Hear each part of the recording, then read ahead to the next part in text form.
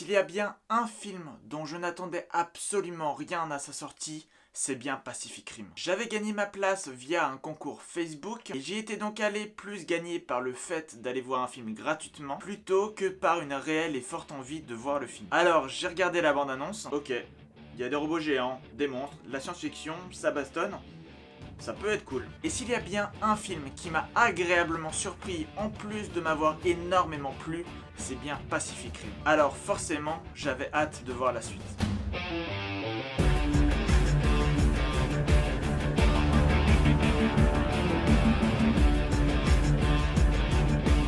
Pacific Rim Uprising se déroule une dizaine d'années plus tard, après les événements survenus durant le premier film. Les humains ont gagné la guerre les opposant aux kaiju, ils ont refermé la brèche entre les deux mondes.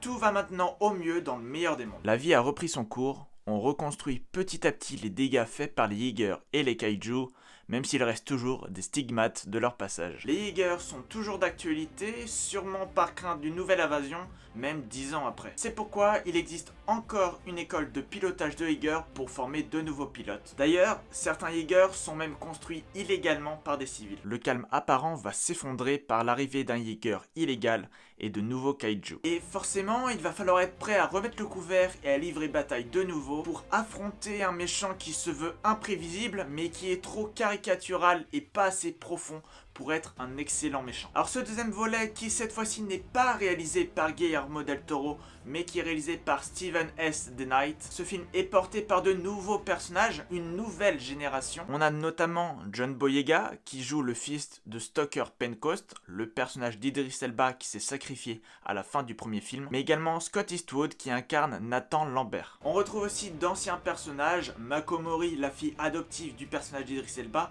mais également les deux scientifiques. Rien qu'en voyant la bande-annonce, on sent que ce deuxième film, par rapport au premier, va être plus fun, plus coloré et moins sérieux. Il a une sorte de côté Power Rangers. Ce n'est finalement pas un hasard, puisque les deux univers proviennent du Super Sentai et du Tokusatsu en général, et sont donc très liés. Et c'est encore plus criant dans ce film, avec un esprit de bande plus marqué et des personnages plus caricaturaux. Et puis, rien que le grade de Ranger nous met la puce à l'oreille. Le film de Guillermo del Toro, le premier donc, se voulait vraiment très sérieux, en montrant que c'est nous qui avons engendré ce qui nous arrive, en dégradant notre planète, en leur offrant un environnement propice à ces envahisseurs pour débarquer et se développer.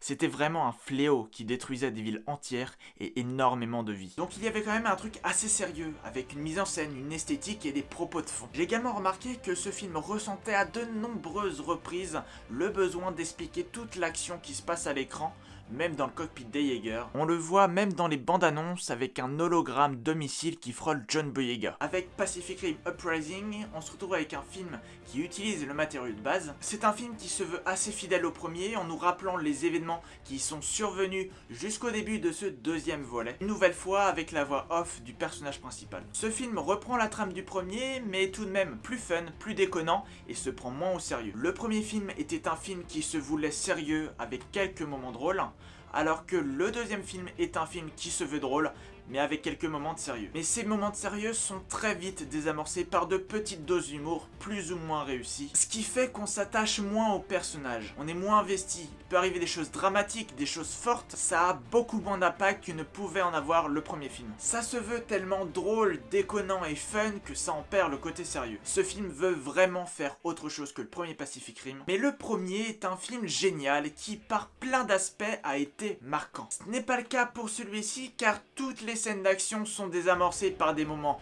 fun, censés être drôles, avec des blagues, des chutes, l'alarme d'une voiture déclenchée par l'effleurement d'un Yeager. Tous ces moments-là font qu'on s'attache moins au personnage, que le film et tout ce qui se passera au personnage en sera moins marquant. Parce qu'on se dit que même s'ils sont dans une situation merdique, soit ils vont trouver le mot pour en rire, soit il va arriver quelque chose qui fait que finalement ils sont pas vraiment dans la merde. Avec Pacific Rim Uprising, on perd les notions de sacrifice et de deuil, pourtant partie intégrante du premier film. C'est un film sympa mais qui est très différent du premier. Si vous vous attendez à voir une suite pure et dure du travail de Del Toro, vous serez très certainement déçu. Si vous vous attendez à un film lambda, divertissant mais sans plus parce que c'est cool, il y a des robots géants qui combattent des méchants monstres, vous en aurez pour votre argent. Mais si vous vous attendez à en voir plus, forcément, vous aurez une petite déception. Moi, personnellement, rien qu'en voyant la bande-annonce, je savais que ça serait pas du même acabit que le premier film.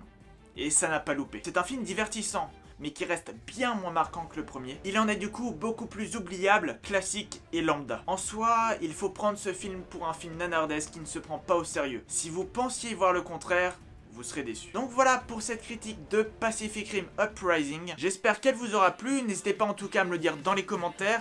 N'hésitez pas à mettre un pouce bleu si la vidéo vous a plu. Je vous laisse là-dessus. On se retrouve très vite pour de nouvelles vidéos sur le cinéma. Mais en attendant, vous le savez, portez-vous bien. Ciao.